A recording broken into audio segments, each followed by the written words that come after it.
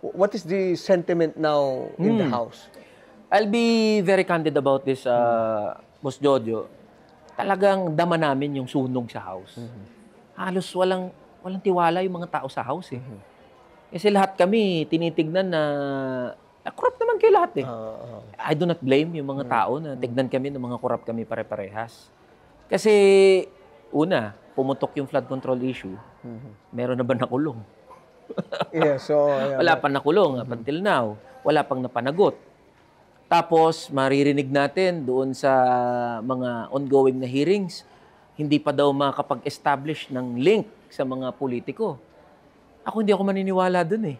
Nakakayanin lang ng mga contractor, nakakayanin lang. Halimbawa, can I name names?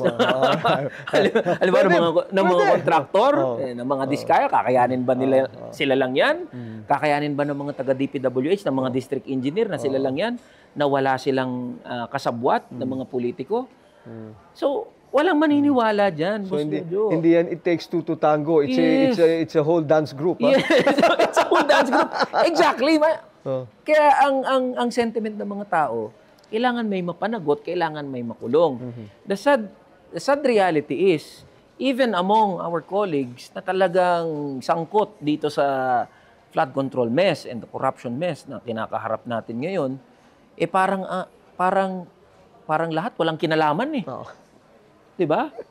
Gusto namin, I know marami sa mga colleagues ko sa House na gusto ring may mapanagot. Kasi lahat kami nadadrag eh. Yes. Lahat kami nadadrag at marami namang reasonable sa loob ng House of Representatives.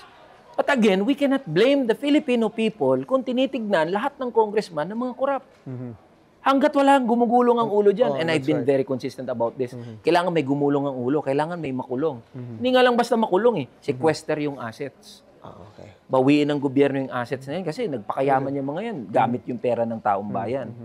So, yun yung gusto naming mangyari. I believe hindi lang naman ako may gustong mangyari nito.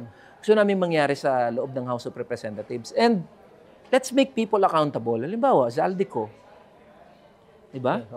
Zaldico hanggang ngayon hindi pa rin napapauwi. We can cancel his passport. Pero na-cancel ba yung passport?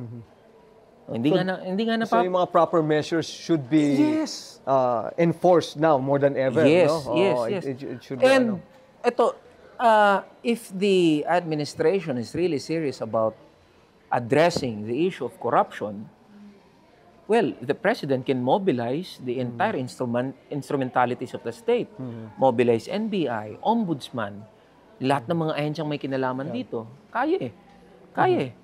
Pupwede may... That's your message to the president? Yes, pupwede. That's good. Pumunta ako ng ICI. I submitted a letter to the ICI. I-livestream nyo yan. Yung mga proceedings ninyo. Congratulations and thank you to you. Isa ka pala doon sa mga unang nag-ano ng SALN. Yes. So, binabanggit namin. And this is voluntary. Yes. Dapat naman kasi, dapat naman ilabas yung SALN ng mga public servants. Ang idea is, gawin nating kahiya-hiya yung corruption at gawin nating kahiya-hiya yung extravagant and lavish lifestyle of public servants. Yung imagine, Boss Jojo, a congressman is salary grade 31. So that's 300,000 a month. So malaking question agad, kapag ang isang congressman ay namumuhay, may mansion, may 10 SUV, merong mga suburban, merong mga bulletproof na mga sasakyan, helicopter, yate, malaking may question. Mga side chicks. Maraming chicks. Yun, okay lang sana, pero malaking question yan. If you're only earning 300,000 a month, how come na meron ka sobrang extravagant and lavish yung lifestyle mo? So gawin natin kahiya-hiya, dapat nga ipahiya yung mga yan eh.